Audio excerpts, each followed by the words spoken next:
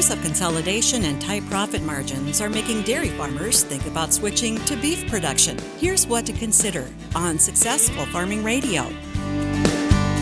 Successful Farming Radio, providing information farmers need in the field, in the shop, and in the office. Committed to growing your business in agriculture. Interact with Successful Farming on social media. Like us on Facebook at Successful Farming USA and follow us on X at Successful Farm for tips, ideas, timely news, and information from our editors. Find us on Instagram at successful_farming and love the latest photo or video. And take a look behind the scenes with our editors on TikTok at successful_farming. When you protect your corn and soy crops with Miravis Neal fungicide, you'll start seeing a lot more than just cleaner and greener fields. You'll get longer-lasting disease control, better plant health benefits, less plant stress, higher potential yield, and increased ROI potential.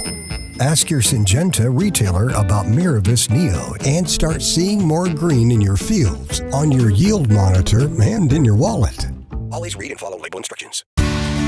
Dairy farmers dealing with years of consolidation and tight profit margins may be thinking of switching to a beef operation. The most likely candidates are at the end of their career or discovering their dairy isn't competitive in the current environment and are looking for another way to make use of their farm.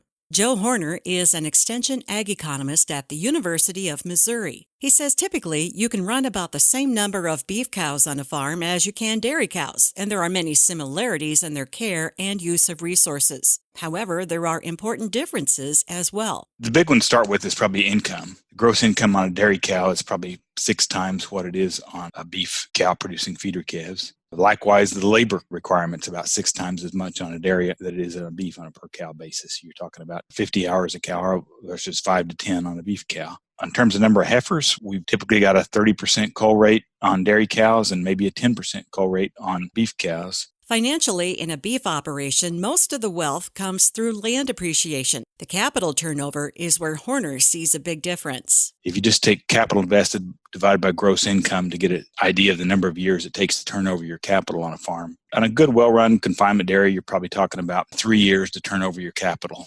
And on a beef operation, on a cow-calf operation, depending on how land extensive that is, it's probably 10 to 15 years. It's a much slower business financially than a dairy operation.